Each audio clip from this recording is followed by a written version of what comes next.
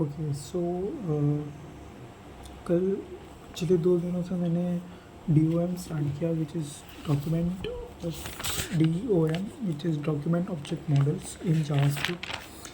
Basic इसका essence importance यही है कि मैं जावास्क्रिप्ट की हेल्प से अपने वेब पेजेस के कंटेंट में चेंजेस कर सकता हूँ without making any kind of changes in my HTML code. Okay, तो ऐसा ही चलता है कि जावास्क्रिप्ट को यूज़ करना अपने वेब पेज में कंटेंट को चेंज करने के लिए। तो मैंने एट्रीब्यूट्स के बारे में देखा था कि कैसे कर सकते हैं मैनिपुलेशन ऑफ एट्रीब्यूट्स। आज मैंने नेविगेशंस के बारे में पढ़ा मैंने नेविगेशंस और ऐड एलिमेंट्स के बारे में सीखा। मैं नेविगेशंस के बारे में डिस्कस करता हूँ इस वीडियो में। देखो नेविगेशंस, देखो मुझे लगता है HTML की स्टार्ट में मैंने HTML के वीडियोस पूरे डाले नहीं हैं। उसमें देखो चाइल्ड और पेरेंट का रिलेशन होता है। जैसे अगर मैं इस कोड की हेल्प से आपको एक्सप्लेन करने की कोशिश करूँ, ये देखो H1 बॉडी, देखो H1 यहाँ शुरू हो रहा है और यहाँ ख़त्म हो रहा है। H1 यहाँ शुरू हो रहा है, H1 यहाँ ख़त्म हो रहा है। ये किसके अंदर है? बॉडी टैग के अंदर। ये देखो बॉडी यहाँ पे शुरू हो रही है और बॉडी एकदम लास्ट में एंड होगी। मतलब H1 टैग जो है मेरा वो बॉडी टैग के अंदर है। तो इसका ये मतलब होता है कि बॉडी उसका पेरेंट है, पेरेंट एलिमेंट कह सकते हो, और बॉडी का चाइल्ड एलिमेंट का क्या है? Heading 1 H1। ओके, और एक एग्जांपल दिखते हैं।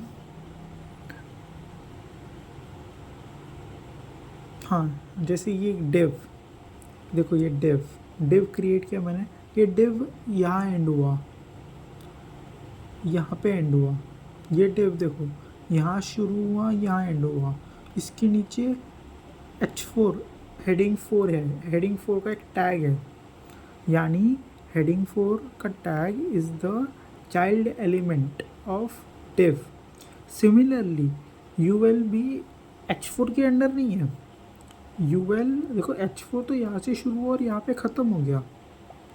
H4 यहाँ से शुरू हुआ और यहाँ पे ख़त्म भी हो गया।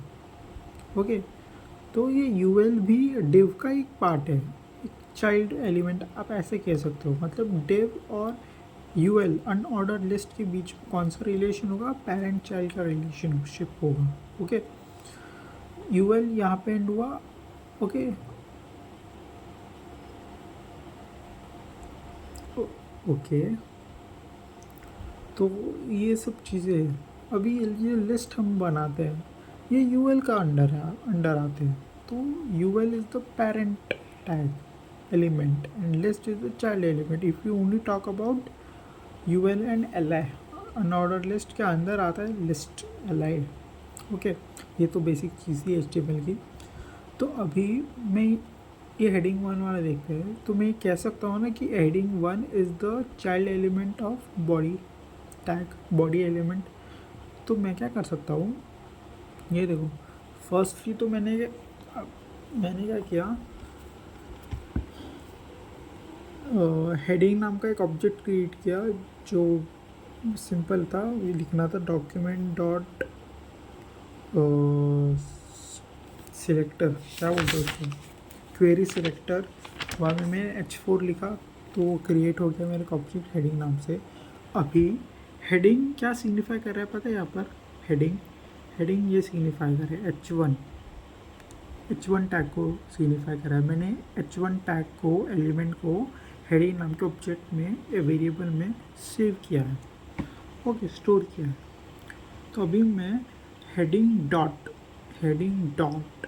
पेरेंट एलिमेंट तो ये मुझे हेडिंग का पेरेंट एलिमेंट रिटर्न करके देगा। आप ऐसे समझो, अभी हेडिंग क्या है? H1 है ना। ये तो हेडिंग H1 ये मैंने डिफ़ाइन किया था, इसलिए आया, ये ऑटोमेटिकली नहीं आया H1। आप लास्ट वीडियो देख सकते हो मैंने कैसे डिफ़ाइन करना, शायद किया था मैंने डिफ़ाइन। ओके, तो H1 तो ऑटोमेटिकली हेडिंग H1 हेडिंग के अंदर है। मैंने लिखा हेडिंग डॉट पेरेंट एलिमेंट, मतलब हेडिंग का पेरेंट एलिमेंट क्या होगा, तो इसने ऑटोमेटिकली बॉडी रिटर्न किया, जो कि राइट है। क्यों राइट है?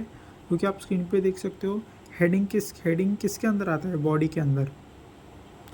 सिमिलरली अभी और क्या एग्जांपल दूँ मैं, चलो थोड़ा नीचे आते हैं, इसमें देखते कोड में। हाँ, शायद मैंने और एक चीज़ क्रिएट की है, बॉक्स। हाँ, सिमिलरली मैंने बॉक्स नाम के वेरिएबल में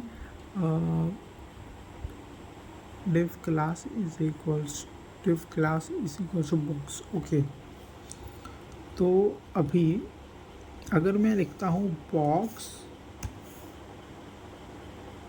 डॉट पेरेंट एलिमेंट, तो मुझे फिर से अभी क्या रिटर्न होके आया,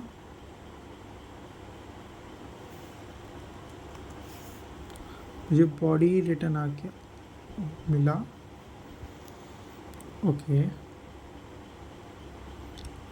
अगर मैं अब लिखता हूँ हेडिंग 4, मुझे पहले हेडिंग 4 को डिफाइन करना पड़ेगा। उसके लिए let's say h4 is equals to, okay मैंने ऑलरेडी डिफाइन किया हुआ है, ये देखो मैंने आप ये पॉपअप हुआ होगा h4, हाँ मैंने ऑलरेडी डिफाइन किया हुआ है। ओके, सो अभी h4 के बारे में देखते हैं क्या आता है। h4 के बारे में क्या आया, h4 किसके अंदर है, कोड में देखते हैं एक बार। h4 डिव के अंदर है। तो अगर अब मैं प्रिंट करता हूँ h4 डॉट पेरेंट एलिमेंट, तो देखो डिव क्रिएट हुआ, डिव रिटर्न हुआ, ये देख सकते हैं आप स्क्रीन के ऊपर, डिव रिटर्न हुआ। सिमिलरली और एक फंक्शन है इसमें चिल्ड्रन लिखने का, ये मुझे चिल्ड्रंस रिटर्न करेगा, इसके कितने कितने हैं। जैसे अभी चलो मैं यूएल के बारे में, नहीं यूएल मुझे पहले डिफाइन करना पड़ेगा। मैं h4 के लिखता हूँ h4 डॉट चिल्ड्रन। अब ये क्या करेगा पता है, रिटर्न h4 नाम के जो एलिमेंट या टैग जो है हमारा, उसमें कितने उसके अंदर चिल्ड्रन है, चाइल्ड एलिमेंट्स है। अभी h4 के अंदर ये यहाँ पे शुरू हुआ और यहाँ पे एंड हुआ, इसके अंदर तो कुछ है ही नहीं, कोई एक नेस्टेड एलिमेंट है ही नहीं जिसको हम उसका चाइल्ड बोल सकते हैं। जैसा हमने प्रीवियस केस में देखा था, जैसे h4 डिव के लिए हमने देखा था h4 आता है, अनऑर्डर लिस्ट आती है, वैसे h4 के लिए तो ऐसा कुछ है नहीं। जब मैं इसका लिंक करूँगा तो ये एम्प्टी आएगा, ये देखो HTML कलेक्शन एम्प्टी। तो वही अगर मैं बॉडी डॉट चिल्ड्रन करता हूँ, चिल्ड्रन, तो क्या आएगा, सॉरी मैंने बॉडी को डिफाइन नहीं किया।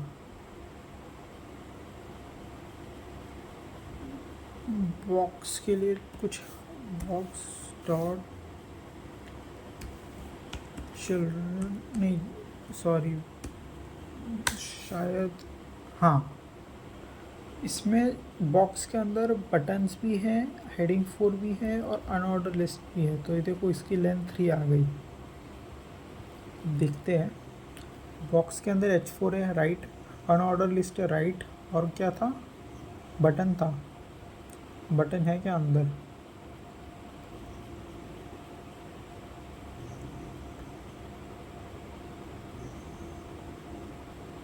आई थिंक बटन मैंने बाद में क्रिएट किया था। ओके, मुझे बटन के बारे में देखना पड़ेगा, बटन कहाँ से आया मुझे अब देखना पड़ेगा ये, क्योंकि इसने मुझे बटन रिटर्न किया है। तो बटन भी है, h4 भी है, ऑर्डर लिस्ट में, मतलब बॉक्स के अंदर डेफिनेटली बटन तो ज़रूर होगा, मुझे देखना पड़ेगा उसका ओके, मैं देखता हूँ बाद में। तो होप्स आपको ये समझा हो। और एक भी होता है जैसे चाइल्ड काउंट, मतलब कितने काउंट है उसके, कितने नंबर, वो नंबर रिटर्न करेगा। जैसे अगर किसी पेरेंट एलिमेंट के अंदर 3 चाइल्ड एलिमेंट्स है तो वो रिटर्न 3 करेगा, ऐसा है वो। उसमें भी ऑब्जेक्ट का नाम डॉट चाइल्ड काउंट लिख सकते हो, या जैसे हमने यहाँ पे लिखा object dot children, object dot parent element, वैसे ही वहाँ होता है। तो ये था कंसेप्ट, सिंपल था, वैसे रटने वाली चीज़ नहीं है ये, बस समझना ज़रूरी है कि कैसी चीज़, कि क्या है बेसिकली कंसेप्ट। डेफिनेटली अब हर चीज़ याद तो नहीं रह सकती, तो we can refer, but I think concept समझना इम्पोर्टेंट है, ताकि ब्लैंक ना हो जब ये सामने आए। ओके, तो आज के लिए इतना ही। और भी बहुत कुछ है बोलने के लिए, लिखते हुए मैंने बहुत कुछ सीखा है, बट मैंने आई थिंक डी में भी बहुत डायरेक्ट, बहुत पॉइंट टू पॉइंट बोला है, एक्सप्लेन या जैसे मैं पहले करता हूँ वैसा मैंने नहीं किया है इस बार, I know, but I think बहुत कुछ है। और जावास्क्रिप्ट कंप्लीट मुझे जल्दी करनी है, मैंने डेडलाइन रखी है, एक स्पेसिफिक डेट रखी है जिसमें मुझे अपना डेवलपमेंट चैलेंज पूरा कंप्लीट करना है।